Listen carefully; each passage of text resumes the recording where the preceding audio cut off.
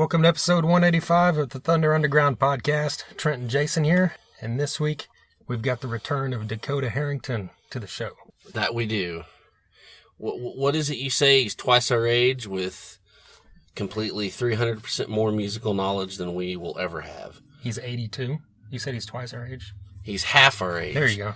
That's what I said. You said he's twice our age? No, I said half. I'll play this back. You'll hear this back and you'll be like... Look, I said twice our age. I fucking just told you that's what I said. Yeah. All right, then. Now you're just making this really confusing. Well, if I'm going to fuck up, I'm going to try to mask it in something. Oh, gotcha. Okay. So, fucking there you go. Yep, Dakota is coming up here in just a bit. But first, we got to let you know we're sponsored by DEB Concerts. That we are. Yeah. This episode and every episode. DEB Concerts is a promoter here based out of Tulsa who throws a lot of shows at the Ideal Ballroom. All these shows are hosted by Eddie Trunk. We've got coming up here in October, October 5th, they were bringing in Sebastian Bach from Skid Row. There you go. And Monty Pittman is opening that show up. Okay.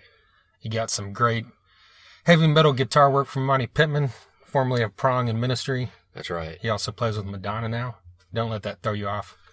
Sebastian Bach still has a great voice, still great live, and then One Bad Son is also opening that show. Okay. A week later, Tom Kiefer, the voice of Cinderella, returns. Yes, returns to the Ideal Ballroom. He's got a great solo band, but the show is full of Cinderella music you know and love. So get out there, check that out. That has Evil Twin and Sweatin' Bullets opening that show. Okay. Then moving into November, on the 3rd, we've got Kix. Blow my fuse, baby. I don't know if that's even... I meant to look this up. I don't know if Kix has been to Tulsa. If they have, it was in probably the early 90s before I was really on board with paying attention to them like I should have been. They've been to Rocklahoma a couple times, but that's about it. Yeah, since they reformed, they've been back here a couple times, and I've seen them. They've played up casinos in wherever, North Oklahoma and stuff. I saw them as well, but... Anyway, they're making it here to the Ideal Ballroom, Sweatin' Bullets, and Rocket Science opening that one up. Nice. Speaking of Rocket Science, this past weekend, Jana celebrated her birthday, so happy birthday to her. Yes, definitely. Happy birthday. Then in December on the 8th, LA Guns and Junkyard. Fuck yes. If you haven't listened to this podcast before right now, we'll let you know that we are extremely excited that Junkyard is coming. Yes. We've said this on repeated occasion. Yes. I'm excited. You're giddy. I don't get giddy because that's a pussy-ass word, and I don't like it. I'm giddy as fuck. Oh, man. Own it. Own it, man. Own it. All right. Junkyard's in a fucking rule. That's right. And LA Guns will as well. And like I said, all these shows at the Ideal, brought to you by DB Concerts, hosted by Eddie Trunk. Get out there. It's a great venue. The shows are always great. Great time. Support these opening bands. The ones that are from Tulsa, you can buy tickets from them as well. That helps them out. So get out there and do that, and we appreciate DB Concerts sponsoring this podcast. All right. Is there any news or anything we want to talk about before we get into... I don't think so. Get into the show? I think we can just get into it here. All right. You know? Well, Dakota's got a show coming up this weekend in Kansas City. Okay. The Kansas City Noise Fest 4 is happening. It's got tons of great bands. It's happening Friday and Saturday, 31st and September 1st. And Dakota's actually playing on the 1st on Saturday with Suicider, which he's goes into good detail on his Suicider music here in this podcast. He's got, guys from Less Than Human, Nocturnal Winter, guesting on this as well. Lots of great stuff, and we've, he's been on here before. It's been quite a while now, but back when he had the Mr. Rogers' Intergalactic Sexual Experience going on, him and Trevor were on here, so go back and check that one out. But this guy does experimental music. He's got a vast knowledge of everything. Not just this kind of music, but all kinds of music, and then everything outside of music. Yeah. Like if someone's like, "Hey, what's Dakota Harrington like?" How would you describe this guy to someone? Like music-wise, at least. Music-wise, all over the place. I think knowledge-wise, he's like an encyclopedia. That's true. A walking encyclopedia. Yeah. And that's what I love about this guy. Yeah. That, like you said, half our age. That's what you said, right? No. Yeah, Half our it age is. and Sure. a vast knowledge, more than people, that have been on this planet for 67 years, probably. Yeah. So, and I appreciate that about anyone, but especially someone in their 20s. So, mad love here for Dakota Harrington. For sure. From both of us here at Thunder Underground. But yeah, this is a good one, and we hope you enjoy it. So, let's just get into it. Here's Dakota Harrington from Suicider and Space Eyes.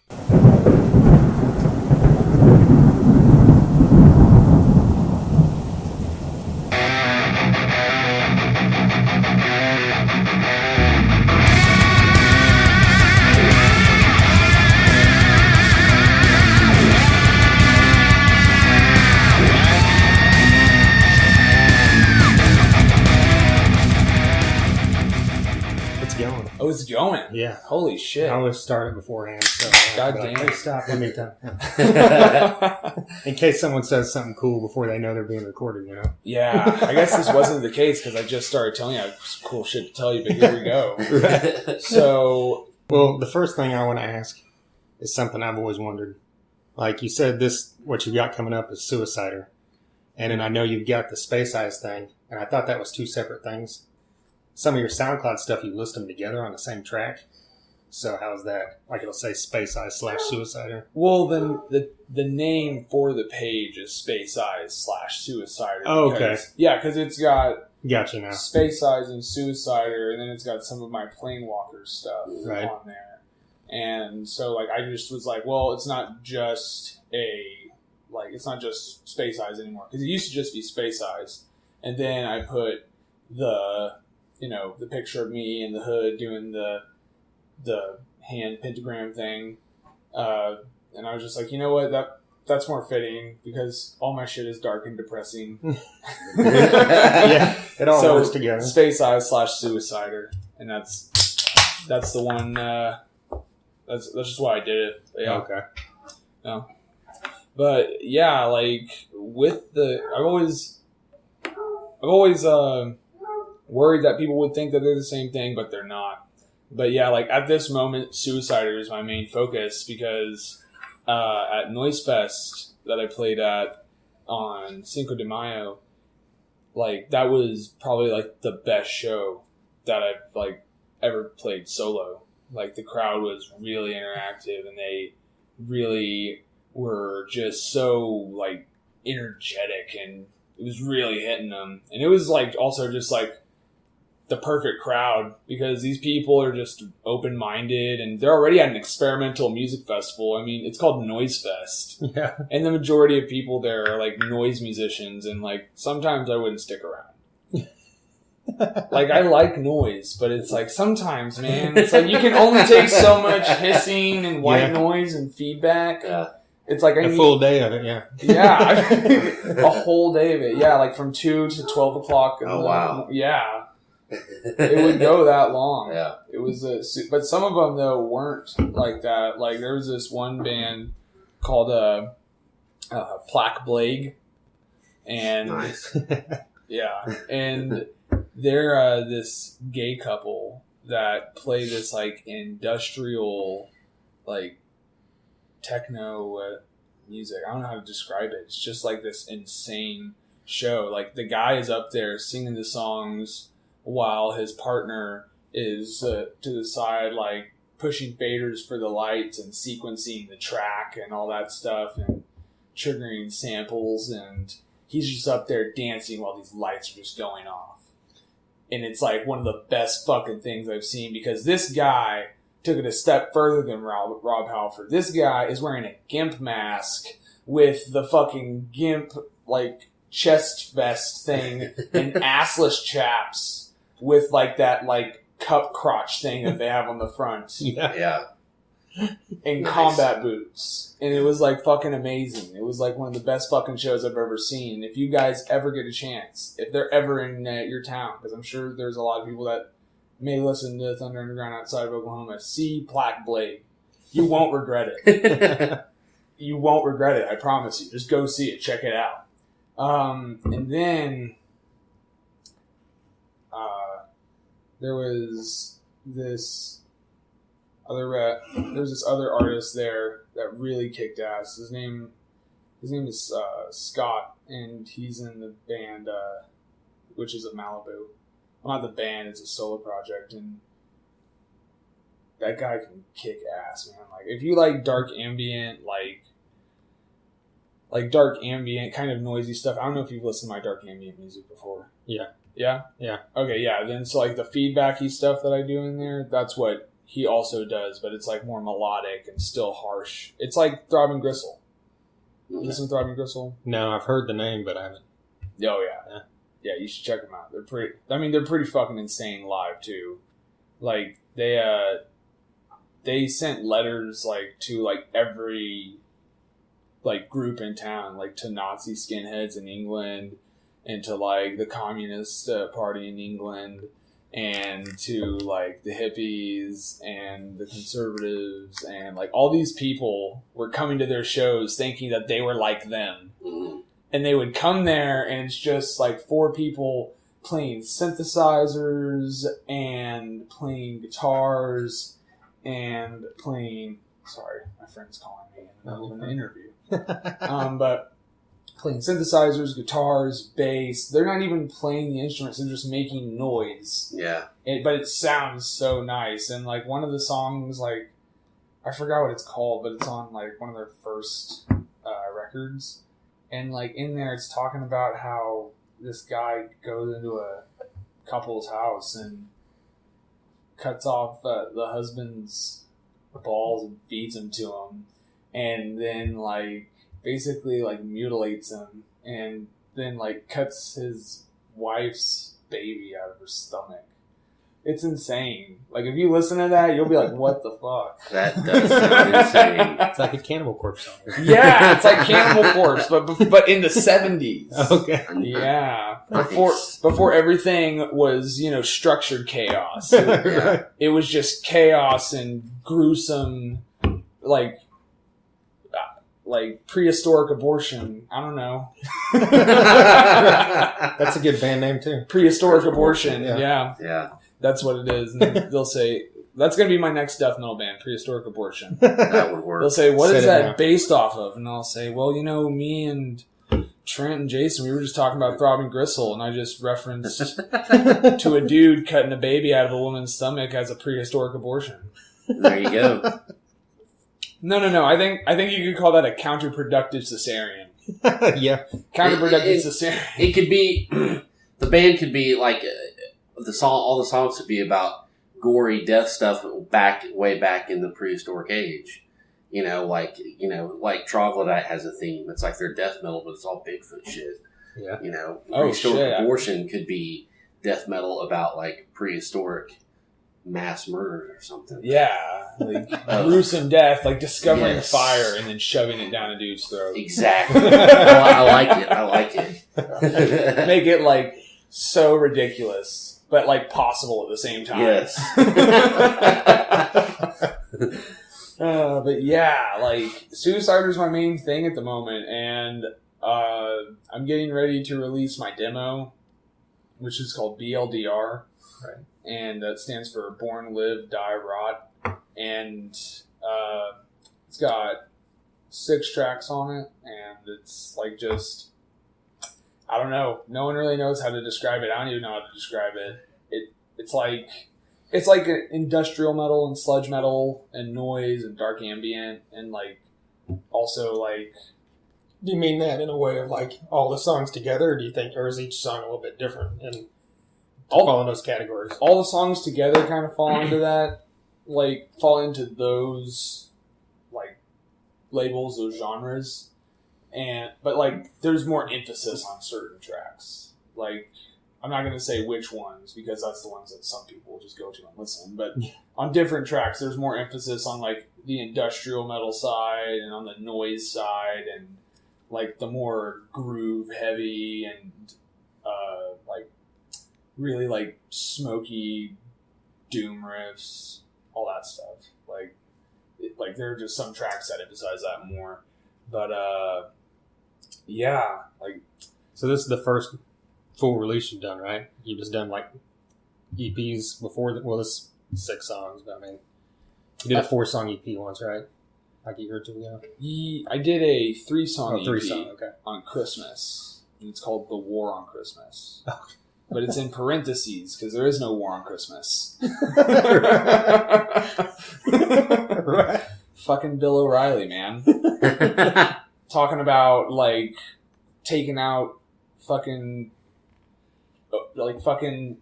oak tree, not oak trees. Why did I say oak trees? Evergreens from fucking airports. Who the fuck cares? It's a tree. Yeah. Christmas is still here. People are still celebrating Christmas. Jesus, we don't need a fucking tree to let everyone know it's December and it's Christmas time. Yeah. Everyone is already reminding us. The fucking radio stations won't stop playing Christmas songs.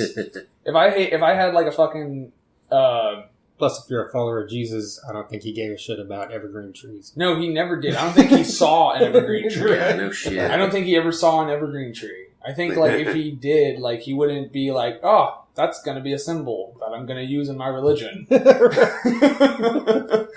Like, what the fuck do evergreen trees have to do with Jesus? And like, what else is there? Like the mistletoe. What does that have to do with Jesus? What's up with that? Why does it matter? Canes. Candy canes? Yeah, what about candy canes? Santa Claus. Wait, he's like Saint Nicholas. He's based off a saint, but I mean Santa Claus today. Yeah.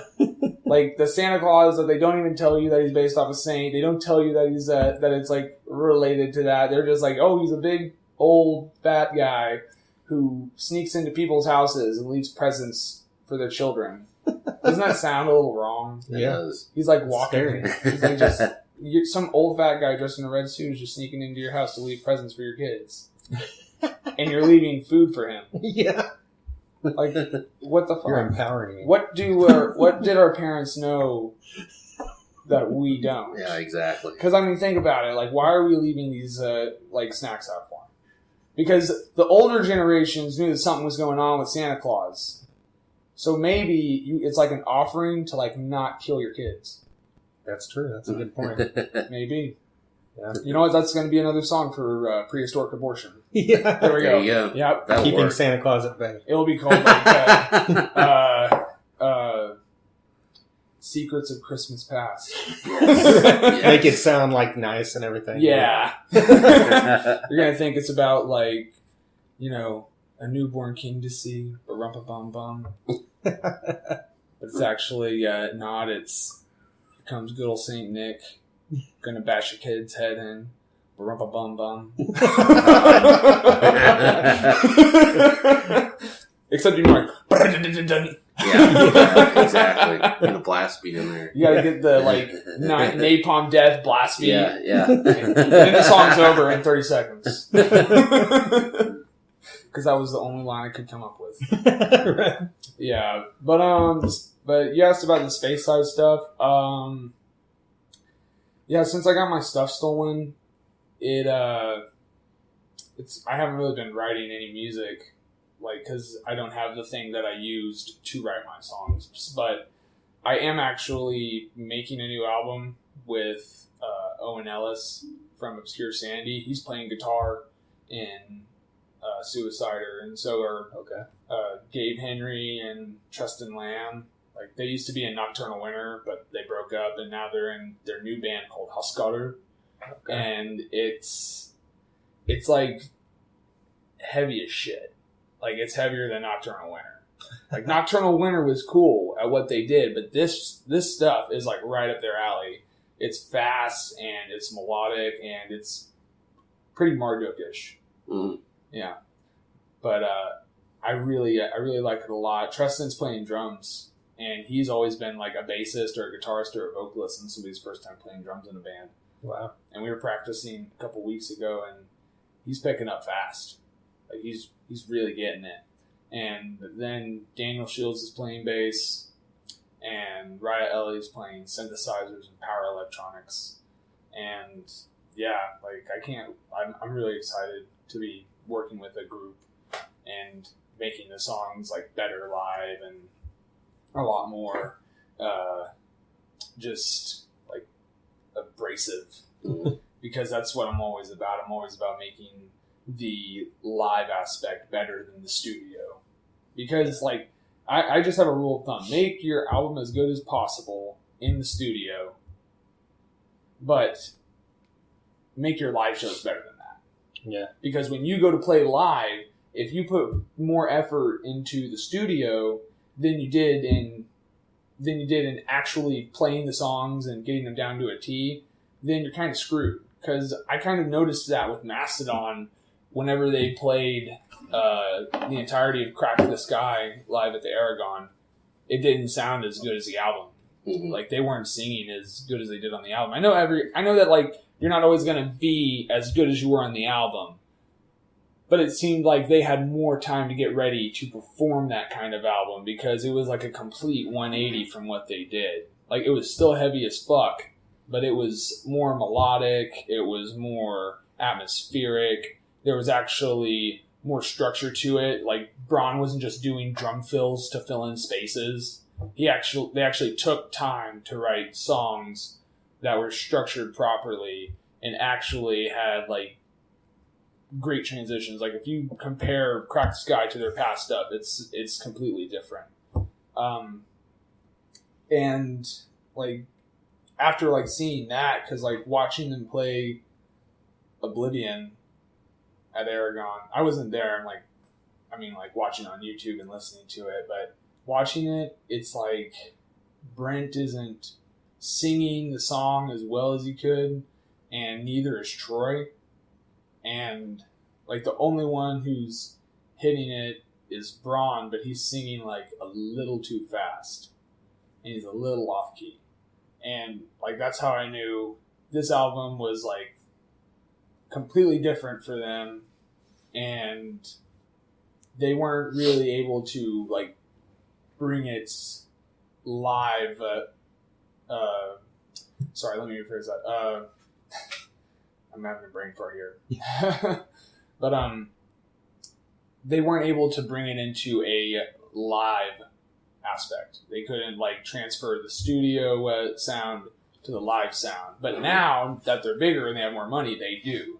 And they can. And it sounds fucking great, and they've gotten better at it. But I just don't want to be like those bands.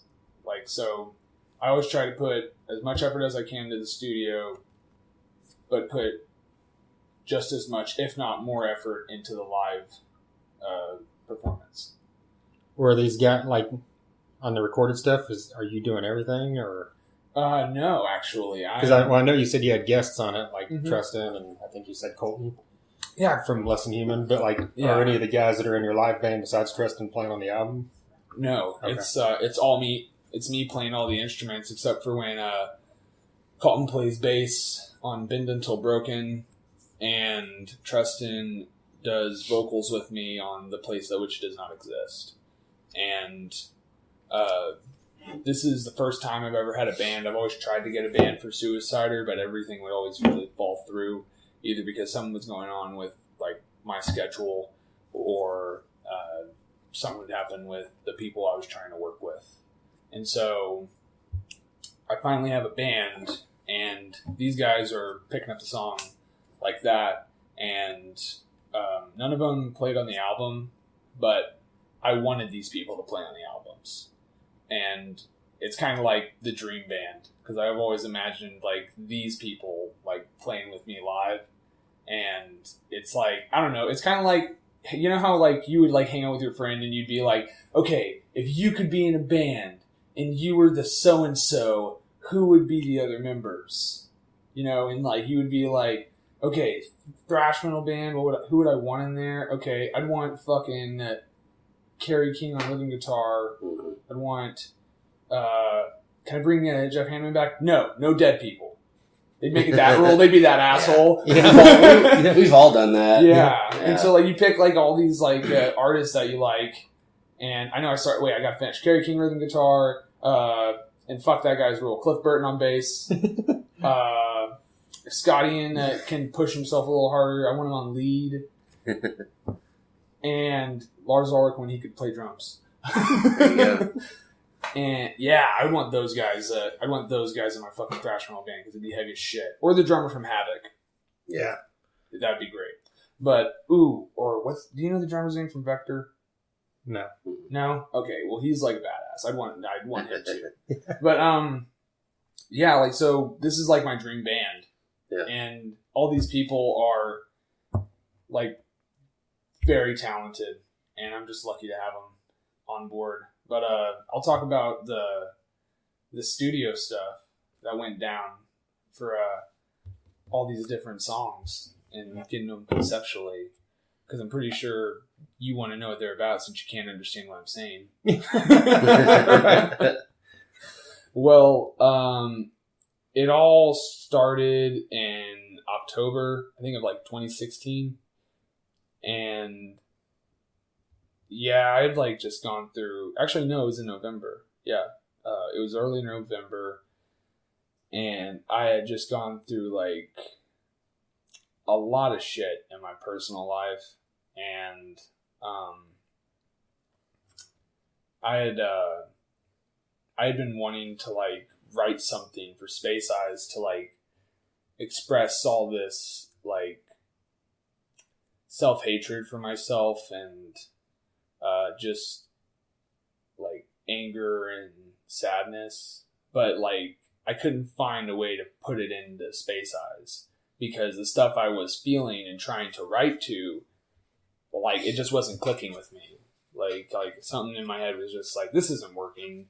Like, this isn't the music that's gonna get you to cope and vent and feel better. And so one day,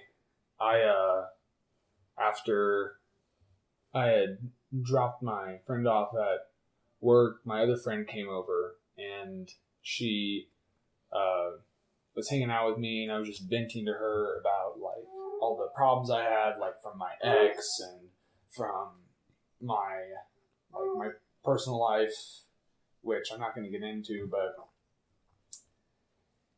I just didn't know how to like get it out. So I just set up Ableton, hooked up my audio interface, and got my guitar, and I wrote "Lust Murdered Her Dreams." And it was like, it's like it's simple lyrics, but like the concept of it like is like very complex. Like at face value, it looks like something fucked up, but it's more complex than that. I won't tell you the lyrics because you got to read them. Got to buy the album and read them. But yeah, like, so I wrote that, and it was nothing but a guitar and a drum machine. There's no bass on that track at all. I just like put a bunch of distortion and bass on the guitar, and it just became this like pummeling. You should check it out. Like, I know you guys may not be into the Cookie Monster vocals. I am on occasion, like here and there. Do you like Cattle Decap? Kind of. I don't love it, but I can listen to them. My vocals are like a little weird, like, because I wanted it to be incoherent, but I wanted it to just sound like really disgusting. Like, I wanted it to sound painful. Like, I wanted it to sound like something is writhing in pain, and like the sight of looking at it, if you went to go and see where the sound was coming from, would just like disgust you and bother you, like haunt you till the end of your days. Like, you will be like, God, I wish I never saw that, because you'll like be sitting at your desk at work or something, you'll be at Aerosystems building planes and shit, and you'll just like think, oh my God, why did I go to look at that? Nice. I should have just like left it at the fucking sound. At least the sound, I could have pretended it was like a dog or something, but that, ugh. Nice. Listen to the album, you'll know what it looks like. Come to my show, actually, you'll know what it looks like. But was that in the works? Do you know when you're the show? Yeah. I'm playing Kansas City Noise Fest. Oh, okay. On Labor Day weekend. It's like August 31st through September 1st. Nice. Yeah, it's gonna be great. I'm so excited. It's gonna probably be like one of the best shows I play. Like, actually, I don't know. Every show could be my best show. in certain aspects. You never what you know. hope. Yeah. I'm getting philosophical there. I'm going to step away from that. So, yeah, but the next song on that is called The Empty Shallow Odes of Devotion. And that song is like, that's actually like really old. I wrote that song like 2 years before I actually wrote the lyrics to The Empty Shallow Odes. Or you can just call it Odes for short. Yeah, we'll go with Odes, so I don't have to say the whole fucking title. But I write long ass titles. I don't care. I want to make people read. But so on Odes, that song was actually written 2 years prior to releasing it, and it was longer than just 3 minutes. It was actually like 8 minutes long, and it sucked. It was the shittiest thing I ever wrote. Yeah. And like it was a sad excuse for a metal song, and like it went on longer than it should have, but I shortened it down enough to where it doesn't sound like shit. And I don't know, like I've gotten called like that I was like sounding like Obituary on that track. I don't know. I can kind of hear it if we're doing like the Slowly We Rot thing, but I don't know. Like whenever I was writing that, I was more of like jamming on a lot of Godflesh and Leviathan, so like industrial and black metal. I was also really into Merzbow Swans, like hella Swans. I've already told you guys how much I love Swans. Yeah. Like last podcast, it was like all about Swans. But yeah, and like the album that I was listening to at that time, that like when you listen to the song, the opening to it is like just a bass playing by itself with the drums, and the bass is like distorted as fuck. And that's just like the way I always wanted the tracks, because I don't know, I've always thought that metal today, like with most of the metal bands that are coming out, and I love a lot of them, but their guitars are so fucking clean. Like, I can't stand it. It's like, where's the crunch? Where's the fucking, where's the meat and potatoes? Why do we have this overdriven shit?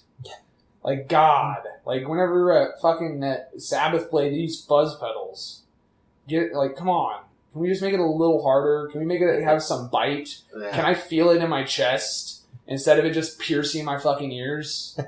Like, God. Like, I'm sorry. It's just like, this is something that I've always been just passionate about. Like, I want thick, heavy guitars. That's what I like. A Gibson Les Paul running through some orange amps, going through a big muff and a rat pedal and a HM2. That's heaven. That's like, that sounds great to me. But like, gosh. Or you could just put a Sun amp on an 8x12 bass cab. That'd be my thing. Yeah. But no, like I can't stand it, man. Like, have you listened to Periphery? No. Okay, good. I listened to the first album. I haven't since. Have you listened to Ghost? Oh yeah. Okay, I love Ghost, but their guitars, man, they're too like they're distorted. But for me, like that's not enough distortion for me. Yeah. Some people have told me that I'm a little excessive with it. Yeah. Like that's incoherent. It's not incoherent. You're just a little bitch and you can't handle it. Hell yeah. But yeah, like on that track, like I just wanted it to be this like, I wanted it to be like the bands I was listening to at that time. And like I said, the opening riff is inspired by Swan's album Filth. And that album is just like, I don't know, it's like, it's a punk album. Yeah. But it's like the antithesis of it at the same time. And it's kind of where industrial metal kind of was starting. And it was just like, the whole album is basically like this crawling, like pounding, like composition that just like over and over and over and over again just keeps beating you in the face repeatedly. And like just taking a big fat shit on you. Because you're just so, like, you've been beaten so bad at that point that you are basically like, you have two black eyes and your jaw is sprained, and you're so exhausted from the beating, you just can't get up. You can't fight anymore. So it's just like, fuck it, dominating you. That's like, it's like such a great album that like the imagery for the album artwork and also just the lyrics itself are pretty much that. I mean, like just listen to it. It's a pretty great album. I can't even like put it into words. I'm fucking up as it is already. I feel like I am because it's just like that's all I can really put it into as. It's just like it's this crawling, pounding, like heavy as fuck album before industrial metal that just like is so intense. And some people listen to it and they get anxiety attacks because like it's just one of those types of albums. It's just so like I would say misanthropic, but yeah, like that album like really influenced like most of Suicider's like sound on this first album. But the track after that was like where I kind of take a segue, and I'm not going to say how, but it's a lot darker, and it gets a lot more atmospheric. And throughout the album, it's just like one thing after another. Like you're going to hear the same elements, but you're not going to hear the same shit over and over again. It's always going to change. And the track after that's actually the third track is the one that Tristan is on. It's called The Place Which Does Not Exist. And I wrote that because I've kind of noticed that there's this kind of mental gymnastics that in Christianity, I don't know if you guys are Christians or not. Well, like the song is basically about how all the things that Christians do, they do it for God because God told them to do it, and they're not going to argue with the creator of the universe because he said so. Do it because I said so because I know better than you. Okay, he knows better than me. That's what God wants. God told me that's what he wants. And if I don't do it, then, I'm damned. Well, if you're going out and you're doing that simply just because they always say that they're God-fearing men and women, why would you have to fear the person that cares for you and loves you and watches out for you and is supposed to, I don't know, have your best interest in mind? Well, it just doesn't make sense to me why you would fear him and why he would need you to worship him for doing something that is just innately, like, natural to him. Like, right. Creating shit, that's just something I do. You don't have to thank me. If it's something that someone just does, they don't usually want you to thank them for it. Because, well, let me rephrase that. They don't expect you to thank them for it. Like, I don't expect people to thank me for selling them lights. It's just my job. And, like, you make airplanes, right? You expect someone to come up to you and say, thanks? Mm-mm. Thanks for making the airplane? Nope, because it's just something you do. Yeah. You don't even expect it. You're just like, I'm making an airplane. Yeah. Just a day-to-day life. No big deal. No thanks needed. And then, like, Trent, what do you do? I work for a printing company. What do you do with that printing company? Print stuff, do graphic design, and print. I'm sure people all kinds thank of you stuff. for the graphic designs. Like, I'm sure they do. Like, out of common courtesy. But I'm pretty sure they're like, well, you're just like, no big deal. I'm just printing a shirt. Yeah. I mean, the standard stuff, yeah, I know what you mean. Look up and check out and make. Well, basically what I was getting at is that these people are doing it out of fear, and they're basically doing these good acts to buy their way into heaven. And the song, if you listen to it and if you buy it, covers it all. And like it'll basically just like lay it out for you. I know that I'm like fucking up like what I'm saying here, like, and someone's gonna be like, he sounds like so condescending and arrogant, saying that all Christians are just doing good deeds to buy their way into heaven. And it's like, no, because some of you aren't even thinking about getting into heaven most of the time.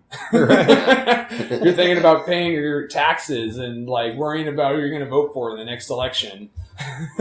Yep. No, actually, you're not even worrying about who you're going to vote for in the next election. You're worrying about if you're going to even pay off your fucking insurance or if you're going to be late on it. Or even then, you may not even be worrying about that. You may be worrying about if you need to buy toilet paper tonight because you only have one roll left, or if you can just put it off till Friday. You're not worried about getting into heaven half the time. You're just worried about what's going on here right now. Gosh.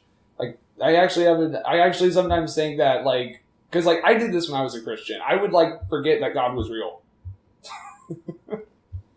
Well, most people are just putting on a show for everybody else when Yeah. it comes to that kind of stuff. Like a cultural Christian. Yeah. Like, they say they're a Christian because they associate a Christian with being a good person. Yeah. And they say they believe in Jesus, but they don't really know a lot about him. It's just kind of expected. Right. You know? Yeah, like, so, like, they're kind of putting on a show when they don't really know anything.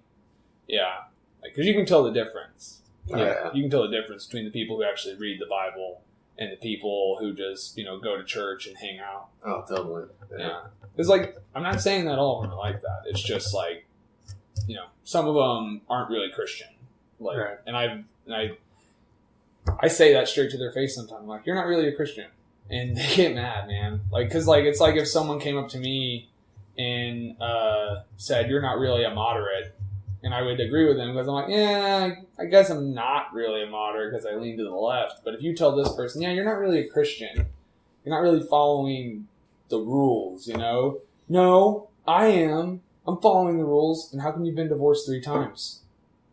That's adultery. Yeah, exactly. And then like these people who are my age that are Christians, they'll be like, it's okay. God forgives me. He'll forgive me. God will forgive you for stealing. Yeah. Even though you apologize for it and then you do it again. Yeah. Yeah. I'm going to repent. I'm not going to give in to my boyfriend. And then you give in to your boyfriend because you wanted to have sex with your boyfriend to begin with. Because you're just like, you're hanging out with him all the time and you both are like feeling it and like you're taking in each other's hormones. Yeah. It's only a matter of time, man. To either separate for a while and like work it out by yourselves. I can't say the word, but wink wink, work it out by yourselves, or you can just work it out together. Yeah. Wink wink, nudge nudge. Right. But yeah, like that's what it is. It's basically what a cultural Christian is. They're just people who like misunderstand what the Bible is meaning by like repenting and forgiveness and stuff like that. And that's like a distinct difference between like a lot of the Judeo-Christian Abrahamic religions. Like in Christianity, there's like redemption through faith, and in Judaism, there's redemption through like works, or redemption through like labor. Like you earn it back over time, and like you have to actually do it. And then like if you have faith in Jesus, like you're already forgiven. It's like seems a bit easier. Yeah. Seems a lot less burdensome. But but in the place which does not exist, that's not really what it's about. It's like about people who are actually like Christians, but they've like done these mental gymnastics to where they think like, oh, I love God and I just want God's will to be done, but it's really like, I'm afraid of God. I don't want to go to hell. I want to get to heaven, and I want all my friends and family to go to heaven. And so it's like, you're doing this for yourself, like in the end. Like, and there's nothing wrong with that. Like people, I just want people to admit that there's nothing wrong with wanting to do things for yourself. I mean, like we do it all the time, like we marry somebody because this person makes us feel good. They make us happy. They give us a lot of confidence. They make us realize our shortcomings and our faults sometimes, depending on how stubborn you are. And they make us a lot. I feel like if you're married to someone, it's because that person makes you a better person every day and teaches you something new. But like we have them there because that's something that we want, and we're using them for that. And people don't like the word use because use implies that you're not doing it out of like love or care or anything. But like, I mean, you are doing it out of love and care because you care about this person enough to where you want to keep them around so you can have those things in your life that you couldn't give to yourself, but now you can because you have someone here to be support and not a crutch, because they've helped you build yourself back up. But in the end, like, you're marrying that person for yourself because you want them to yourself. And they want you to themselves because you give them something that not anyone else can.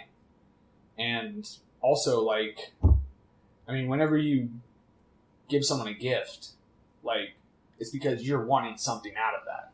You're wanting them to give you a reaction of being pleased by your gift and accepting of your gift. And if you don't get that reaction, then your feelings are hurt. And you're a little, like, discouraged because you're like, man, I didn't get them the right gift. And that makes you kind of like a little angry at them because they didn't give you the reaction that you want. Now, some people can get over it really fast and just be like, oh, well, I got them the wrong gift. That's on me. And some people get mad and just hold it against them. And that's where, like, it's still you. Like, you're still using them. You're still being selfish because they're not giving you what you want. And they're not really being selfish because they don't want that. Because it's not something that they wanted. I don't know if that, you can't really classify that as being selfish, but you could say that they're being selfish and accuse them of not wanting that because, like, they're picky and stubborn and they only want it their way and they're being closed-minded and not open to whatever, receiving new things or trying new things or whatnot.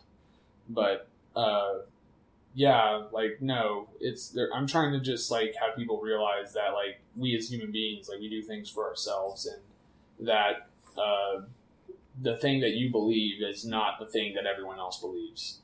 And I've just noticed a lot lately that there's a lot of, like, wacky people coming out of the woodwork, like, since Trump got elected, and most of them are, like, Christian fundamentalists and Islamic fundamentalists, and they kind of have this pushy vibe to them, and I really don't like that. I really don't like it when people try to impose their beliefs on people, and I especially don't like it when people lie and tell people that, you know, oh, your country stands for this. It stands for, you know, subjugation of people and for, you know, suppressing speech because you said something about our God that we didn't like. Or, yeah, you can't really criticize Jesus anymore because he's our Lord and Savior and it's just universally accepted because we're now a Christian nation and shit. When we're not, because we don't have an official religion, because the Founding Fathers didn't want that because they realized, oh, well, there's a lot of people living in our country that don't believe the same thing. Right. Because you had Protestants, you had Catholics, you had Baptists, you had Jews, and you had some people who were atheists and agnostics, and you also had deists. So, and you also probably had a couple other religions in there too. I don't know. But they realized that not everyone believes the same thing because they were smart guys.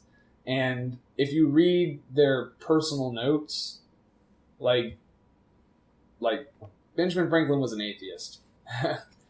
And Thomas Paine was also an atheist. Thomas Jefferson was, I think he was a deist. I'm not sure. But James Madison was also an atheist. And these guys, like, just knew because they had secular values because they were you know what the Enlightenment is? Yeah. The Enlightenment was this period in the 18th century where these intellectuals, these scholars, and these scientists got together and said, you know, hey, we're going to just, like, let science take over here. We're going to be promoting, you know, freedom of thought, freedom of speech. People should be allowed to think what they want and believe what they want so long as it doesn't hurt anyone. And we should be free to just pursue all these different studies without religion getting in the way because it doesn't want us to explore those because it contradicts what they consider to be reality. So because of that, that's why we had, like, one of the main guys of that was Voltaire. And because of the books that Voltaire wrote and many other children of the Enlightenment, they, like the Founding Fathers, that's how we got secular values, and that's how we got like this growth of science, because these guys showed the world that like if you just like let human beings be curious, because they were showing like proof at the time that if you let human beings be curious, if you let people just study, and if you let people just explore the possibilities of what we can do with nature and like with our minds, then we will have so many positive results. But you know, it's just like very frustrating to me, because these fundamentalists come in here acting like everyone believes in Christianity and everyone should believe in Christianity. But what they don't realize is that some people aren't going to change their mind, and some people don't have their minds made up, and they may never make up their mind. And some people are just starting to accept that, you know, a guy can't walk on water, or that no one can turn water into wine, and that someone else did that before Jesus. His name is Dionysus, and he's in Greek mythology. But the Greeks considered that to be real, and they considered Dionysus a god that was a man who ascended to godhood. Sound familiar? Man ascends to godhood, turns water into wine, but he's in Greece. Man turns water into wine, later on dies and ascends to godhood, is in Jerusalem. Are we seeing a correlation here? Yeah. But yeah, so like, or like even that, like a guy coming back from the dead. No one can come back from the dead. And like people will say, well, you know, the Spirit of the Lord brought him back, or he's God, he conquered death. And it's like, well, show me proof that he came back, and then we'll talk. Because there is no proof that he came back. Mm-hmm. Then they'll say, well, they haven't found the body. And I'm always like, you ever heard of grave robbing? They came and saw that the stone was pushed, and that there was no body inside, or that they saw it's like different interpretations. Sometimes it's like there was no body inside.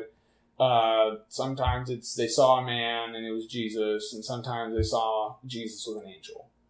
Mm-hmm. And like it's different. And like then there's like maybe there were women that saw him, maybe it was like his brother Jacob. It's like there's different interpretations, and then like that just makes it worse, because that's differing eyewitness accounts that were written 40 to 90 years after the eyewitness accounts. Did you know that? 40 to 90 years after. I didn't know that. Like, that upset me. I thought they just wrote it all down immediately, but then I realized that back then, not a lot of people knew how to read and write. Yeah. I actually got into an argument with a guy about how Peter and John, I think it's Peter and John, yeah, how they were illiterate, and how it says that in the Bible. And I even saved it on my phone. Yeah. I'm not going to I'm going to stop, because I feel like I'm going to piss off some of your listeners. but I want to keep going. But I have to stop, because I came here to talk about music and shit. Anyway, but yeah, the song is basically about people realizing that, you know, we do things for ourselves, and that, you know, not everyone's going to believe what you believe, and that the place that you believe will be there after you die most likely does not exist. Because if you believe that your afterlife is more possible than a Hindu's or a Buddhist or a Muslim's or a Jain or any other religion that has an afterlife, if you think your afterlife is more possible than their afterlife, which is just as equally possible as yours, then that just doesn't make sense, you know? And plus, there's no proof for these afterlives existing. There's no evidence to them existing. It's all based completely off of faith, and faith doesn't require evidence. It just means you got to trust that it's there, and you got to hope that it's there when you get there. Otherwise, you're going to be in for a very, very sad surprise. Yeah. Actually, you won't be, because you'll be dead. But yeah, that's basically what the song is about. It's very anti-theistic. Then the song after that is Bend Until Broken, and that's with Colton Adsit from Less Than Human. That is one of my favorite songs.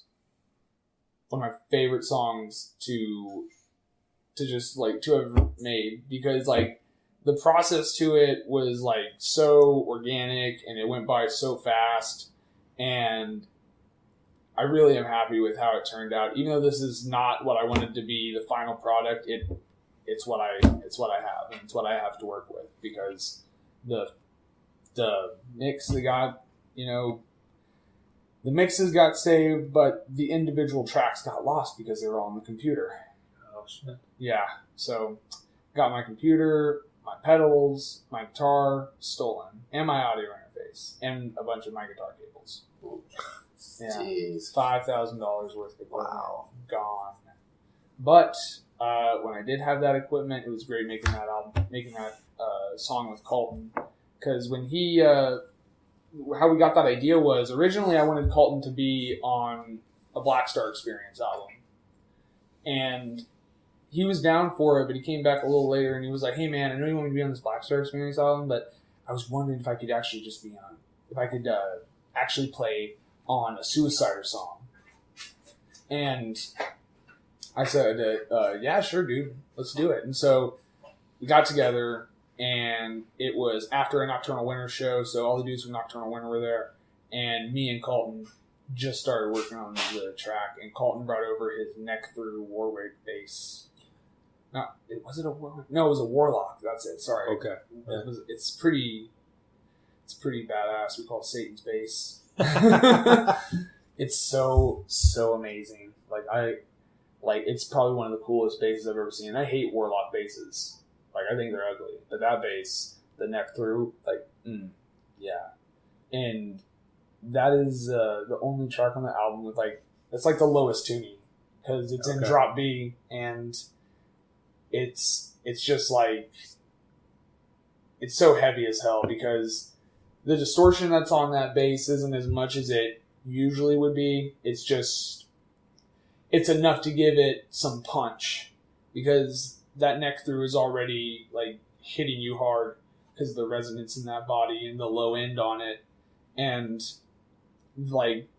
whenever I started, he was thinking Colton was thinking less God fleshy, less pummeling drums, less groove on them, and instead having this more 9-inch nails industrial vibe to it, which I was really glad that he suggested, because I was actually running out of ideas for a bit, because I just hit a wall, and Colton really helped to make that track what it is, because I wanted to keep that stuff away from people, because I only kept 3 tracks up, and I have 4 tracks that I wrote for Suicider. Well, 4 more tracks that I wrote for Suicider, but I kept them all in private because I didn't want anyone to hear them or see them yet. But whenever my shit got stolen, I was like, fuck it. Yeah. It's fuck it, might as well put it out there for everyone. Yeah, I don't blame you. Yeah. But so I want to know what questions you have about Space Eyes, because I know you've listened to Space Eyes a lot. I know that you've also probably got some questions about Mr. Rogers, and probably about that show that I did, which, weren't one of you guys there? I thought I saw one of you there. The Black Star one? Yeah, with Lady Court. No, I was out of town. Oh, damn. But the main question I had on all of them, is what are you going to do going forward after, obviously you're doing the Suicider stuff right now. Are you going to bring all these things back? Is it an ongoing thing with everything? It's kind of, I guess, an ongoing thing with everything, because the Black Star Experience, lately I've been thinking about kind of hanging up the towel on that, but I don't want the Black Star Experience to end. I kind of want it to be more I want it to be me kind of passing the torch on to someone who shares the same ideals that I do and has the same process that I do whenever I work on my music, or not even that, but just someone who I know will bring something new and interesting to the world in electronic music, dark ambient, noise, industrial, and power ambient, whatever. I want them to bring something new to dark electronic music, and I want this person to be as curious as possible, and I want them to also be as ambitious as possible with that music. So like lately, I've been thinking about kind of just passing it on to someone because Suicider's kind of like taking over that part of my life, and well, not my life, but that part of my musical life. And I feel like I can do more there because there's less walls that I've put up for myself. Because like once you start just like doing everything that your other band starts doing, it's not even like, you can't even say it's a side project anymore because it's just a copy. It's just a carbon copy of the same band. You know, like I can't bring metal into Suicider. I can put guitars in Suicider and play some heavy shit, or do some weird shit with a guitar, but I don't want to be the guy who is just trying to be people pleaser, because that's what I am. I'm a bit of a people pleaser, and also at the same time, I don't give a shit. But like the Black Star experience just isn't something that I'm feeling anymore. It's kind of like it's kind of, I don't need that part of my life anymore, and so I'm sure there's someone out there that can not pass up, but take up the torch and keep it going, because I actually have a couple candidates for it, and I've talked with all of them, and they're all down for it. I can't say their names because I don't want to like make it like this competition, you know? Mm-hmm. I don't want to make it into this like, oh, well, this person's better than this person, you know, like an orchestra or something where like you have 3 cellists and only one of them gets the first chair and the other 2 will get the second or third. And the third is the worst, and the second is like next to the first. So I don't want to do that because like that just seems disingenuous. And also, most of these people are like noise and experimental electronic artists, so they're like just really fucking private. If I say their name, they're gonna flip out and say that the government is gonna find them and some shit. Or they'll just like message me on Facebook and they'll be like, "Hey, like, what's up, man?" And I'll be like, "Could you not say my name?" Yeah. in public or just to people, anyone. But yet this person is willing to go out there and like put on a pseudonym and plays the Black Star Experience. Yeah, definitely. Maybe it's because I told them that all their shows have to be in the dark and dimly lit with fog. So they're like, bet. I don't have to look at anyone. No one can see me. But yeah, the Black Star Experience is like, I feel like it's just going to come to an end soon for me, and it's just going to move on to someone else. Space Eyes, I haven't really been having a lot of ideas for Space Eyes. It's like I've done pretty much everything that I want to do at the moment. Like, because Space Eyes shit is like, honestly, it's just sad boy music. It's just sad boy music. Yeah, it's sad boy music, and it's just like, it's what I play whenever I'm just like, they're breakup songs. Like half of them are breakup songs. I'm not afraid to admit it. That shit fucks people up.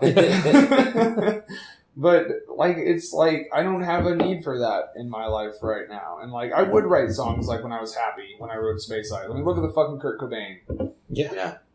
I was so happy that I nearly considered going out the same way Kurt Cobain did. I was so happy with my life, I was ready to end it right there. I've lived. I've lived. I did it. I wrote the song that I've always wanted. It's my magnum opus. The Kurt Cobain. That's what'll go down. That's what people will remember me for. And then, like, I imagined in my head that, like, oh, he killed himself. It's such a tragedy. And then they'll say, do you see a correlation here? Mm-hmm. The Kurt Cobain thinking about dying like famous people did. He wanted to be famous after dying. And then no one would listen to it. It's like he killed himself for attention. And then I would be that asshole ghost who comes back and say, all people who kill themselves did it for attention. And then they'd feel like an asshole. But yeah, like, no, seriously though, I just don't feel like I have a need for that at the moment, but I do feel the need to go and play shows as Space Eyes because a lot of people like that music, and I've played it solo a couple of times, and people loved it. And there's people who want to play it with me, and I'm down to do it whenever these people are. Well, like you said, it's not a carbon copy of Suicider. Obviously, they're totally different. So, I mean, you can go with both of them and keep them completely separate, you know? Oh, yeah, definitely. I definitely can. It's just, the thing is like, I'm kind of putting it on the back burner for now. Because it's like, I'm filled with, like, a lot of passion at this point in the current social climate. And it's kind of driving Suicider. And I've already written, like, a bunch of lyrics, and we're already writing, like, a bunch of songs for the next album, and the next album is going to be totally different from this one. Listen to the album. You'll know what it sounds like. Listen to this first album, and you'll know why it's going to contrast to the second one. Mm-hmm. I'm sorry that I'm not giving you a lot of details. I'm sorry I'm being vague. I'm sorry I'm being, like, really slow and careful with my words whenever I'm talking about the album. It's just I can't let you guys know. Because that's what you want. You want people to listen. If I let you guys know, then you won't listen to it. Because Jason will know that I did a cover of Smoke on the Water on that album. Nice. No, I didn't. I would not butcher Smoke on the Water like that. Yeah. Could you imagine that? Just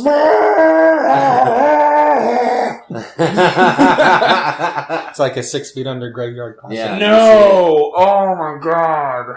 Rock and roll 6 feet oh my god. I hated that. Graveyard Classic sucked. Yeah. They've done a few of them. They've done several of them now. Yeah. They've done several? Yeah. I didn't even know. I just listened to the most recent one. They've done a lot. Oh Going my way back, god. That's terrible. Mm-hmm. That's awful. I did not want to hear, like, Chris Barnes cover AC/DC. Yeah. I didn't even want to hear him cover Deep Purple. Like, I didn't want to even hear him... Didn't he cover Priest? Man, they've done some... Probably. I mean, because they've done a lot of them. I just think if you're a death metal band and you're going to cover, like, I don't know, like a new wave British heavy metal band or, like, a rock band or any old school metal band, just try and, like, make it coherent. Yeah. Yeah. Still make it your own thing. Still make it heavy as fuck, but try to make it coherent. Like, an all-Unorthodox cover of Power Slave, that sucked. It did. Like, it's like, it doesn't sound like Power Slave. It just sounds like... like just fucking like trim picking and blast beats. And then you hear the chorus. Barely. Yeah. Because it's like, so, what? They did Freight into Sanity, Snap Your Finger, Snap Your Neck, TNT, Sweet Leaf. No. Wait. I know they did Rock The and Roll Sweet Leaf one might be good. Because he Yeah. smokes a lot of pot, so he'd have to Smoke like... on the Purple Haze. Oh, God. Really? Yeah. I don't What No. the fuck? That was just one record. Let me... That was one? That is just... Well, it just said Graveyard Classics. Let me... You guys need to get like a camera crew in here and like just do the Joe Rogan thing. Right. Maybe if we ever got to that, no one's going to get to that level, but I meant a higher level maybe, but I don't know. Maybe you just have to go around town and get some sponsors. Yeah. Well, we've got a couple now, finally. Oh yeah? Yeah. That's cool. Yeah. Can you give me some free shit? They're not listed on Not that. yet. I'll I'm trying to get there. I can give you Thunder Underground koozies and stickers. definitely take a Yeah. koozie. Definitely. What's the news, Jason? What other? I'm songs looking. have you I'm looking. Have you heard Deicide's cover of Black No. Knight? No. All it has is... Black Knight. All What's it that? has is one of them. Is it Black Knight? I don't think it's Black Knight. Oh, it's 6 Feet Under. I'm looking up Cannibal Corpse. That goes to show you what the fuck I know. You just Come said on. it's probably because you missed the good old days when Chris Barnes just stuck to death metal and not covering songs that he should have never covered. I just don't think okay. I'm gonna give the Sweet Leaf one a Okay. chance. Yeah, I mean, it's Graveyard worth Classics listening to at least 6. once. 6. Fucking Nightcrawler, Starbreaker, Murders in the Rue Morgue, Prowler, What the fuck? The Evil That Men Do, Stranger in a Strange Land. So that's all Wait, Maiden songs. wait, go back. You just named like 4. Yeah, Did you is say it all Prowler? Maiden? You played Prowler? Yeah. Oh my Nightcrawler, God. Starbreaker. Yeah, those. Well, that's a Rainbow song, that's isn't it? right. Yeah. Deicide did a cover of Smoke on the Water's Black Knight, and like it kind of sounds like it, but You know how like the song goes down down down down down down down down down down. Yeah, like okay, well then that, but instead of that, it goes. That's what I like because you can understand what they're playing and they're still playing the riff, but they just sped it up. Yeah. Here you go, and now Metal on Metal. I've heard that on Sirius. That's Anvil. Not Fragile. Jesus Christ. Okay. That's a the BTO. fucking, yeah, I was about to. No. I can imagine they only BTO? slaughter that one. Yeah, Bachman Turner Overdrive. Oh, I don't even know who they are. I never listen to them. Fucking. Well, they had one huge hit. Or massive. Psychotherapy. Taking care of business. Snap your finger, snap your neck. Fuck. Why? Let's see. Don't butcher Tommy Victor. It's too late. They've stuff. There's 6 of them, but they've only got 3 of them on Spotify. They only got 3 of them. Well, let's look at Wikipedia. So I'm sure they'll have it on Wikipedia. Yeah. I mean, I just need a track listing. I don't want to hear none of this shit. Okay. I don't want to hear it either. I don't think I can even sit through. Actually, because all the ones I've heard, I haven't liked any of them, so I can't imagine I'm going to like the other 6 albums or 5 albums. Gosh, like I don't even. Like, see, that would be cool if we could, like, just listen to one song. But the thing is like, I would probably lose my shit by the end of it. Because I don't want to hear the cover of Prowler. Right. I don't. That's not what I want. Like, that sounds Unless it's like awful. Death Angel or someone doing it, then I can accept it. But. Okay, where is it? Let's find it. Here we go. Where is it? Graveyard Classics. Come on. There it is. Number 4. Here we go. Okay, I got 2 pulled up. I can tell you what they did on 2. On 2? Yeah, Hell's Bells. It's all AC/DC. Every goddamn one of them. Okay, come on, let's hear them. What Hell's Bells, Shoot to Thrill, What Do You Do for Money, Honey, Giving the Dog a Bone, Let Me Put My Love Into You, Back in I've heard that Black, because it was like, You Shook Me All Night Long, Have a Drink on Me, Shake a Leg, Rock and Roll Ain't Noise Pollution. Oh my god. They won't even let me look at Graveyard Classics 4. Let's see. The Graveyard Classics 3, that was the one with like all the AC/DC ones. Oh wait, no, this one, Graveyard Classics 3, A Dangerous Meaning by Merciful Fate. No, don't do that. King Diamond does falsetto. What the fuck does Chris Barnes do? Gutturals. Yeah. Metal Maybe on that's Metal why. Anvil. The Frayed Ends of Sanity. Wow. At Dawn They Sleep. How dare they? Oh my gosh. Butcher and King Diamond and Metallica. I didn't even know you said A Dangerous Meaning. That just upsets me. I didn't even know what that song. I mean, I know fucking. I wanted Spotify. I guess I skipped that one, but I can't look at any of the other ones. 2 and 3 and 1 on Wikipedia. Is 4 on there? 4 is the one with like all. 2 is the AC/DC one. 2 is the AC/DC one? Yeah. Oh yeah, I'm looking at that too. That's gross. Okay, like it pisses me off that they covered Let Me Put My Love Into You, because like that's one of my favorite like AC/DC songs. Yeah. Axl and AC/DC, what do you think? Axl and AC/DC. I haven't listened to them live. Like I don't want to like. I want to give Axl Rose the benefit of the doubt that he can at least like fill in the gap, like fill that role. But like, well, see, here's the thing: it's like Axl's voice is more Bon Scott than Brian Johnson, so that's what made it great, in my opinion.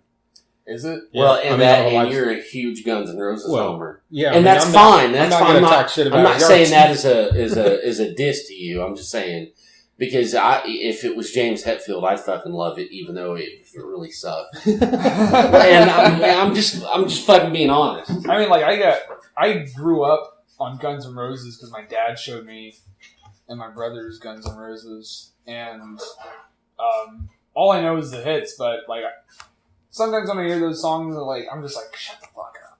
But other times I'm like, I'm just like, we've been dancing with Mr. Brownstone. Like I just I think my favorite version of Guns N' Roses was when Alter Bridge and Slash came to town with Ozzy, and they just basically played Guns N' Roses covers with Slash. Oh yeah. I was at that one. That was great. Yeah. He did pretty good. He did really good. The vocalist of Yeah. Alter Bridge, like hit those notes. Oh, word yeah. for word. He almost Yeah. sounded like Axl Rose. Yeah, they put on a great show with him and Miles Kennedy. Yeah. Oh yeah. He's Yeah. pretty versatile. Did you know he was one of the people that Jimmy Page was trying to bring in to like resurrect Led Zeppelin? Wait, who? Miles Kennedy. Miles Kennedy? Yeah. Yeah. Like they were I think they were doing it just to piss off Robert Plant and kick him into motion to like do it, but it didn't work out. But seriously, I don't know if he actually went there, but it was Yeah, because it was on. He was on the Josta show or Eddie Trunk or something talking. like he about flew to it. England Or and Jericho or something. jammed with you know They Jason had, Bonham, John Paul Jones, and Jimmy Page. They had like him come in and Steven Tyler and I think Sammy Hagar. Oh my gosh. And it was just like he said, just to fucking. They weren't going to do anything, or if they were going to do something, I think they were going to name it something different. They just wanted to fuck with Robert Plant to see if he'd be like, oh, you know. Oh, they're serious. And damn Robert Plant it. called their bluff and was like, fucking go do it. I don't give a fuck. So they didn't do it. Gosh, why won't Robert Plant fucking do it? He can't hit those notes anymore, and I respect that. He knows he can't do it. Because you see a solo show and he does Zeppelin songs, he rearranges it totally to fit, you know, With what his he can range. do now. He Because picks he's, all what, the- 70 or some shit. He'll pick the ones he doesn't. You know, he's not playing Immigrant Song or something like that. Yeah. Where it has to go way up. You know. So, Yeah, I guess that's a smart move on his end. Yes, like know his Mhm. limits. Yeah. Because I mean, like, there's a lot of artists out there who just like keep fucking going. Like they try so hard to like give you what was there mhm. in the past, like what your dad told you about when you went to Yeah. go see them. Like, Some of them can. Rob Halford can, but a lot of them fucking can't. oh my gosh, Oh what do you shit. think of that Priest show? Oh, it was amazing. Rob Halford did harsh vocals on Painkiller. I know, it was crazy. That was insane. Yeah. Me and my friends were freaking out. And then, like, did you hear that, like, Rob Halford has been talking with Behemoth about making an album with him? Mhm. What? I Yeah. haven't heard that. No. Yeah. And it was the same article about, you know, he's been talking to Nurgle about doing something, and he's Oh, I been think talking you've told me about that. Yeah. Tobias from Ghost about doing something. You mean like an album? Not the three of them, but he's just been talking about Oh, okay. projects with all different. He wants to do a black metal album with Behemoth. He Wow. could do it too. I'll Yeah. tell you, because his solo stuff, like the Resurrection albums or whatever they were called, he was like doing guttural vocals and you know, here and there, and I'm like, I bet this motherfucker could do it. Dude, that guy can fuck shit up. Yeah. Like, honestly, like, I love Rob Halford. Yeah. Rob Halford is a badass. Yes, He is a sexy man, I'll Yeah. tell you that. Like, Yes. I don't give a shit what anyone thinks. I think Rob Halford is a sexy man. I don't care how old he is. I agree. If I could have any man be my boyfriend, I'd want Rob Halford to be my boyfriend. If he would marry me, that would also be great. Yes. Rob Halford, dude, has been like my idol since I was 15 years old. Because when I saw Painkiller, I was hooked. Mhm. I was like, oh, Yeah. shit. Yeah. That was the heaviest stuff I heard, like, from that time. And, Yeah. like, I was just like, you know what? Like, I love Sabbath, but fuck Maiden. Priest is what I like now. That's awesome. I'm pretty sure there's a lot of Maiden fans that just got mad. Oh, well. There's going to be someone saying, you think that Bruce Dickinson sucks? You think that Bruce Dickinson isn't as good of a vocalist as Rob Halford? No, not at all. In fact, I think Bruce Dickinson has better stage presence than Rob Halford. But Yeah. Rob Halford, like, he goes hard, and Yeah. like he can do different vocal styles. All Mhm. Bruce Dickinson can do is sing. Yeah. Yeah.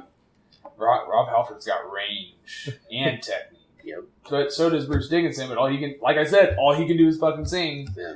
So what you got, Bruce? Have you heard the first Fight album? The first Fight album Yeah. by Halford? Yeah. No, I haven't listened to any of Holy his solo fuck. stuff. I've only listened to Priest. Okay. Go listen to War Words by Fight. War Words by Fight. That's the band he had right after he left Right Priest. after he left Priest in the early 90s. It was like 93 or some shit. The guitarist from Steel Panther before Wasn't it? Yeah, before he was. before anybody knew who he What was. the hell? Yeah, The the, But it's- guitarist of Steel Panther. yeah, it was when he was just his regular, you know, black shirt, long hair. Before he had headband. a band. Yeah, and Before it was. he made money off of making fun of glam rock. Yeah, exactly. and look, and they got 2 And albums. Scott Travis from Priest is the drummer. Yeah, 2 albums, but War of Words is the one you want. I mean, they're both great, but War of Words it's classic. It's insane. I'll definitely check it out. I'm definitely gonna have to. And they got a bass player that does like the guttural vocals behind him, and it's fucking rad. That is pretty awesome. It is rad. Yeah. Hey, we start talking about graveyard classics. I couldn't help it. Well, like, here's the other thing about that. It's like, I can't stand a death metal band doing a cover of a song, or even a black metal band doing a cover of a song by a band that is, like, on the completely other side of the spectrum. Yeah, I know. Yeah. And they don't even try to make it sound like that. Yeah. Like, I know. Like, it doesn't, it's cool when bands make a song their own, but yeah, at the same time, it's like, what's the point?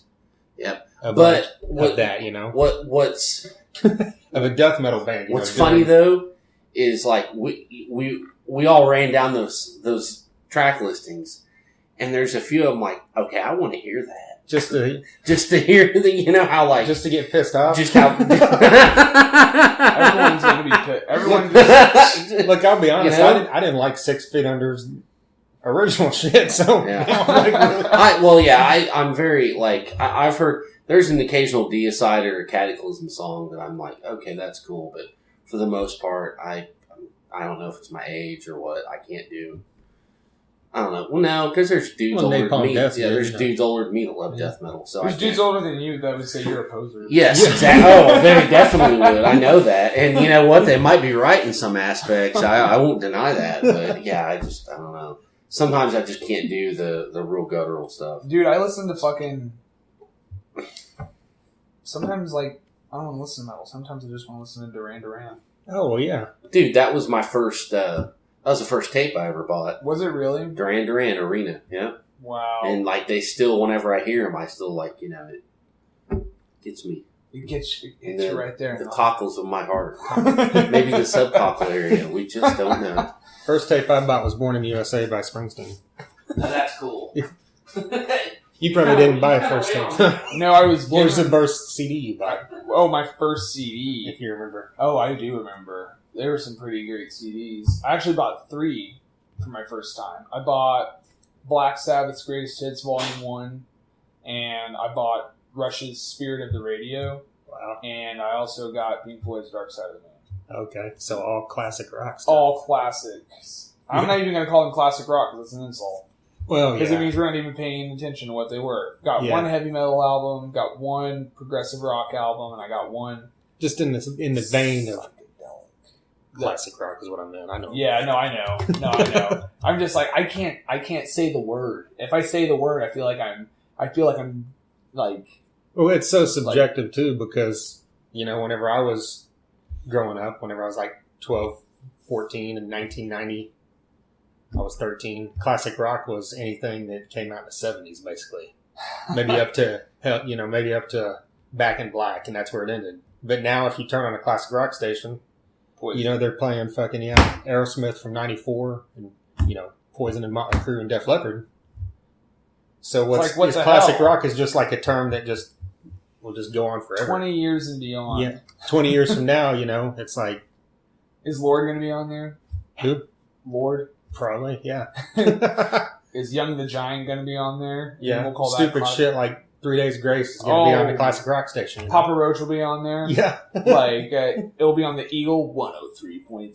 Yeah. The Eagle. Cut my life into pieces. And I'll be like, what the fuck? Right. I'll be fucking 30 years old and I'll be like, what the hell? Right. This isn't classic rock. And I'll be one of those old men who will be like, that wasn't classic rock. That came out when I was a kid. Right. Well, it seems like it's a 20-year or 25-year thing, maybe. 20 to 25 year? Yeah, I mean, if you listen to classic rock stations now, it goes up into the early 90s, and that was 25 years ago. That's what I was saying. Yeah. Oh, I guess with like the other day, I was at my parents' swimming, and 103.3 was on, and they played Crying by Aerosmith, which came out in 93. Oh, yeah. Okay. Yeah, I get that. Yeah. And True. Yeah, we were just talking about... because I didn't have a first tape. I didn't buy a first tape. I bought my first CDs. Yeah. And I was telling them about how I bought Rush's Spirit of the Radio, Black Sabbath's Greatest Hits Volume 1, and Pink Floyd's Dark Side of the Moon. And he was like, oh, yeah, those are... So oh, so you got mostly classic rock albums. Those are classic rock albums. I'm like, no, we can't call them that. That's disgraceful. Let's call them what they actually are because they actually put work into that stuff. And he's like, well, I meant like classic rock in the umbrella term. And I'm like, okay, yeah, you're right. But it's just, I can't say that because I feel like I'm going to like disrespect it in some It's way. better than that term. It deserves better than that term. Yeah, because then we got... That's a good way of looking at it. That Yeah. really is. Because like he even mentioned it, and I didn't even realize this, but like he mentioned how like when he was 13, like Aerosmith and all that shit was like coming out, and that was like just the music of that time, and it's like what, like 20 years later, they're like, oh, nope, that's not new anymore. That's classic. Yeah. It's like when I was a kid, 84, 85, there was no classic rock. There was just oldie stations that was shit from the 50s or 60s. Yeah, I think that started in the late 80s. Yeah, it was like the whole classic rock thing. Yeah. So, The 70s. Yeah, and I knew in the early 2000s, I heard a Poison song on 103, and that's when I knew, wow, fuck, that's crazy. So. Well, like, yeah, he said, 10 years from now, he'll turn on 103 and it'll be Papa Roach. Yeah. You're like fucking Far Behind from Candlebox or some shit. surprised we're not there yet. Yeah, I know shit. I'm surprised we won't hear that already. Or Nirvana's I'm gonna be hanging out at my job or something, or I'll be at my house and I'll hear the radio come on and it'll be like 103.3, the Eagle. Yep, exactly. Yeah. And then I'm so happy. I'm like, nope. Yeah. I'll turn off the radio because I don't want to live in that reality. I saw a video somebody posted on Facebook, and it almost made me wonder if it was staged, but at the same time, I could maybe kind of get it. Was this guy, maybe it was his daughter, I don't know, but he was, this girl, she looked like she was maybe 13, 14 years old, had a Nirvana shirt on, and Nirvana was playing in the background, and he was like, hey, do you know who this is? And she kind of leaned in, tried to listen to it. She's like, no. He's like, you don't know? She's like, no, I don't know who it is. Oh my gosh. And I'm like, man, I wonder, because I could see that because band shirts are so fashionable, now. They have cool designs. But at the same time, I don't know. It seems like that could have maybe been staged. I never like it when people do that, when they just wear a shirt and they don't even listen to the band. It's like, thank the fucking Misfits for that. yes. Oh my gosh. Perfect example. Because ever since then, it's like you can go into Kohl's or Target or something, and there'll be a Guns N' Roses, a Foo Fighters, a Nirvana, a Metallica, AC/DC shirt you can buy for $9.99. And well, that brings me to I have to tell my Ramones story. Oh, that's right. This girl I dated last year, and we went to eat, and she wore her Ramones shirt. And I knew, it's like, she had an Iron Maiden shirt like this too. She's like, she knows nothing about either of these bands. God bless her. And so we're waiting in the little waiting area where you're like waiting on your table. And some guy, decides to be smarmy. It's like, so, what's your favorite Ramones song? And it totally took her. She was like, I like them all. And I was like, oh, shit. Wrong answer. God. And so me being, me and her are cool. And I kind of get this guy's point, but he was kind of being a little too rude about it. Being a dick. Yeah. He's like, so you don't know anything, huh? So I had to interject and I started naming all the most obscure songs I could name and all this kind of stuff, and he kind of backed off.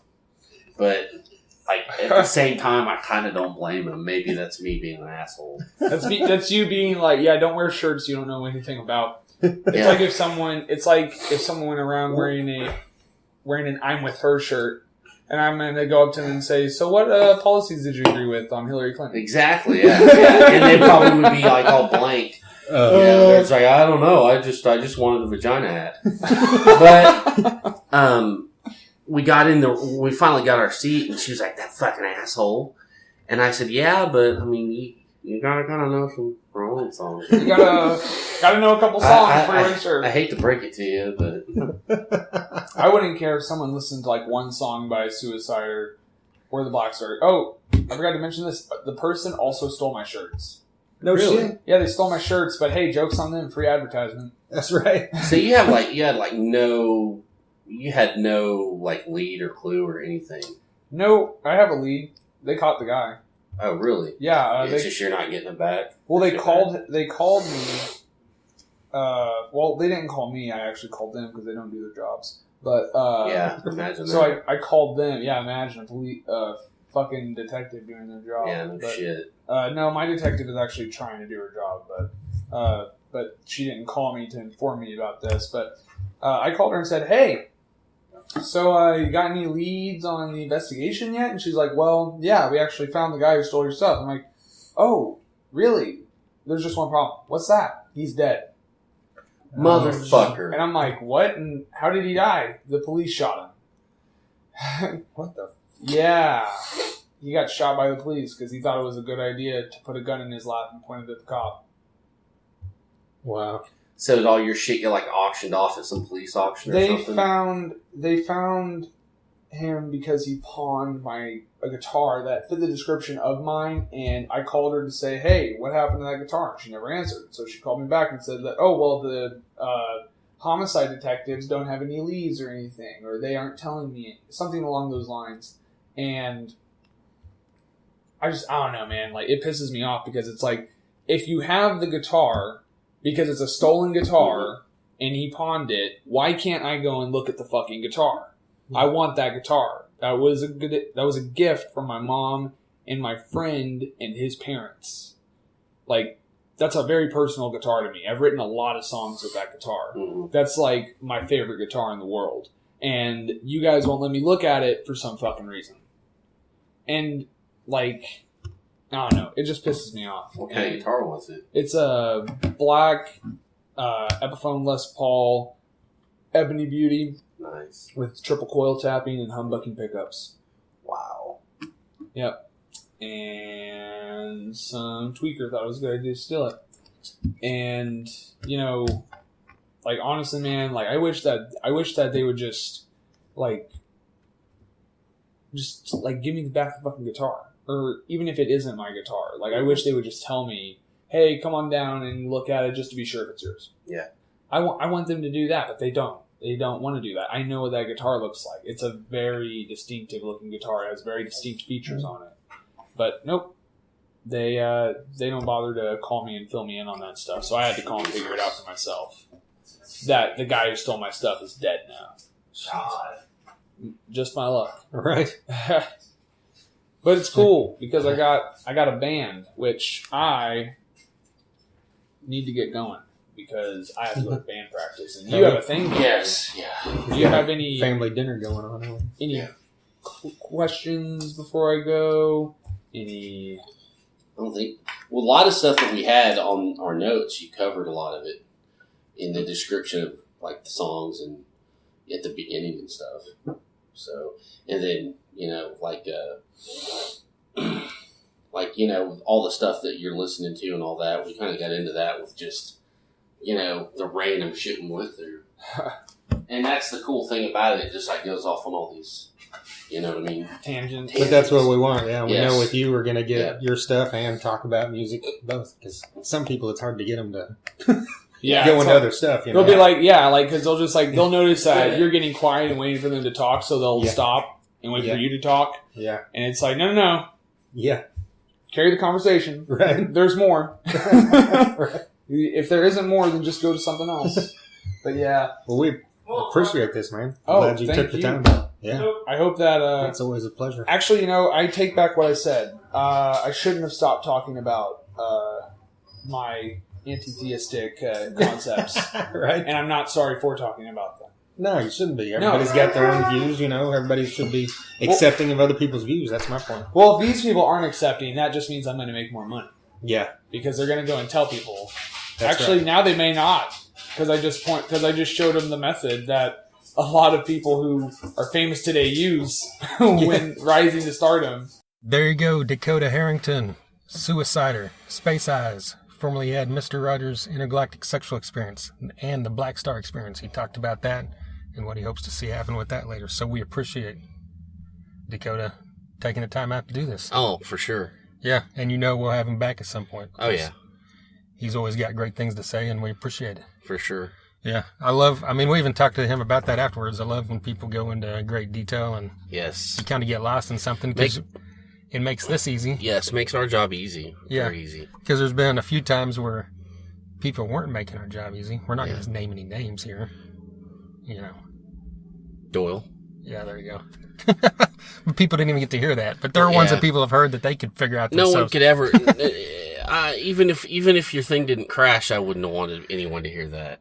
I thought we had good plans for what we were going to do with it. Yeah, remember? that was a good idea. We were going to kind of like fucking make fun of him and shit. Yeah. Chop it all up. Yeah, kind of make a goof of his goofy ass. Yeah. I wouldn't say that in front of him because he'd pummel me. Yeah.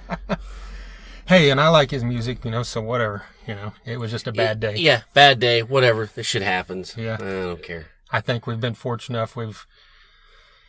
We're over 3 years and a few months now, and that's really the only negative experience. We've only had one dickhead. Knock on plastic. Yeah, or on wood. Yeah, there you go. My head. But